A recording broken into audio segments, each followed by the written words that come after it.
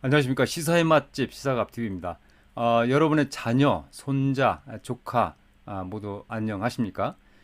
좀 어둡기는 하지만 이번 영상에서는 이 현재와 미래를 위해서 이 청소년 또 이 어린이의 그 정신건강 얘기를 좀 해볼까 합니다. 최근 5년간 800명이 넘는 그 초중고생이 스스로 목숨을 끊은 것으로 조사가 됐습니다. 그 어린이 우울증도 5년 사이에 2배로 이렇게 크게 증가했습니다. 김은희 더불어민주당 의원이 며칠 전 이 교육부와 국민건강보험공단으로부터 받은 자료를 보니까 2018년부터 작년까지 2022년까지 5년간 이 극단적 선택을 한 초중고생의 수가 822명으로 나타났습니다. 특히나 작년, 재작년 이런 극단적 선택을 선택한 학생이 크게 늘어났습니다. 정말 큰일 났습니다. 이 기간에 이 고등학생이 89명에서 118명으로 33%가 늘었고요. 또 중학생은 52명에서 64명으로 23%, 또 초등학생도 꽤 늘었어요. 3명이었던 것이 5년 사이에 11명으로 이렇게 3배 이상 늘었습니다. 극단적 선택의 원인을 보니까요. 이거 원인을 알 수 없는 한 30%를 빼고 나면 첫 번째로는 학업 진로 문제가 가장 많았습니다. 두 번째로는 정신과적 문제, 또 세 번째로는 대인관계 문제, 네 번째는 학교 폭력. 이런 것들이 이제 원인이 돼서 참 우리 진짜 그 대단히 소중한 우리 청소년 어린이들이 이렇게 참 안타까운 상황을 맞고 있습니다. 자, 이제는 그 우울증으로 가 보면요. 이 우울증 진료를 받은 아동 청소년이 5년 사이에 60%나 이렇게 늘었습니다. 김은희 민주당 의원은 이 코로나19 팬데믹 동안 이 재택 수업 후에 이제 이렇게 전면 등교가 다시 시작되면서 학기 생활 부적응 문제로 우울이나 불안 등을 겪는 아동 청소년이 크게 늘었다 이렇게 얘기를 하고 있습니다. 우리나라에서 이 우울증과 극단적 선택 문제가 이제 세계에서도 특히 심각하죠. 정말 안타까운 상황인데요. 그 이유를 보니까 한 세 가지로 봤습니다.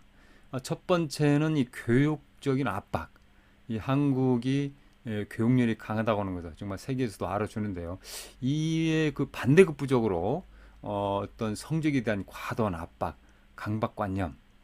그래서 이 학생들은 물론이고 뭐 대학 뭡니까 이 학부모들까지도 이 대학 입시를 위한 과도한 공부 부담을 겪으면서 이로 인해서 스트레스, 우울증 장난이 아니죠.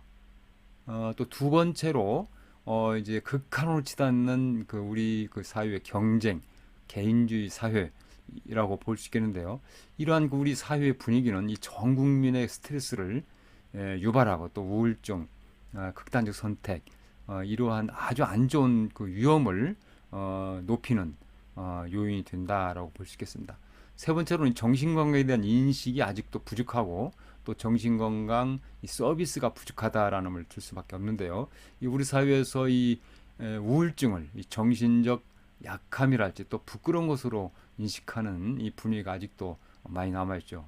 그러다 보니까 우울증을 숨기기도 하고 치료를 제대로 받지 못하는 경우가 허다하죠. 이 정신건강의학과 전문의 수가 아주 부족한 것도 이제 그 문제라고 보는데요. 뭐 이 정신건강 상담을 한번 받으려면 이 이제 인기가 좋은 곳은 그 몇 개월 동안 또 기다려야 하는 상황입니다. 그러다 보니까 적절한 치료를 받지 못하고요. 때를 놓치기도 하고 악화될 수밖에 없는 실정이라고 보겠습니다.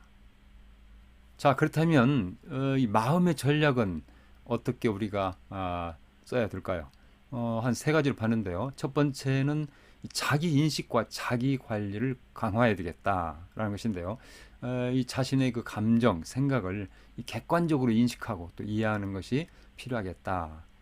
이제 우리 자신의 그 감정이나 생각을 부정하거나 또 무시하지 말고 있는 그대로 받아들이는 것이 중요하다라고 전문가들은 이제 조언하고 있죠. 이 자기 관리도 중요한데요. 이 건강한 식습관, 또 규칙적인 운동, 여기다가 종교 생활 등 어떤 그 정신 건강 활동 이런 것들을 통해서 우리 신체와 마음을 건강하게 유지하는 것이 대단히 중요하다라고 볼 수 있겠습니다. 두 번째는 이 건강한 사회적 관계를 높이는 것인데요. 가족이나 친구, 선생님, 직장 동료 등과 이 건강한 관계를 유지하는 것은 대단히 중요할 걸로 보고요. 이는 이 우울증을 예방하고 또 이 회복을 돕는데 도움이 될 걸로 보고 있습니다. 또 세 번째는 이 전문가의 도움을 받는 것인데요. 우울증이 심해지거나 또 스스로 감당하기 어려운 경우 이런 때는 용감하게 전문가의 도움을 받는 게 필요할 걸로 봅니다. 마무리입니다. 이 한국 사회의 정신 건강 이런 상태로는 이 나라의 미래가 정말 그 캄캄할 수밖에 없죠. 이대로 간다면 지금 우리나라 이 자살 세계 1위의 그 오명을 벗어나기 힘들겠다라는 걱정이 앞서는데요. 이 개인 각자는 우리 마음의 전략을 다시 짜고 또 국가 차원에서는 청소년 어린이의 그 정신 건강을 개선하기 위한 단기적, 중장기적 이 방안을 다시 짜서 실천해야 될 걸로 봅니다. 네, 이번 영상 여기까지인데요. 다음 영상에서 더 알차고 재미있는 내용으로 인사드리겠습니다. 구독, 좋아요 잘 받겠습니다. 감사합니다.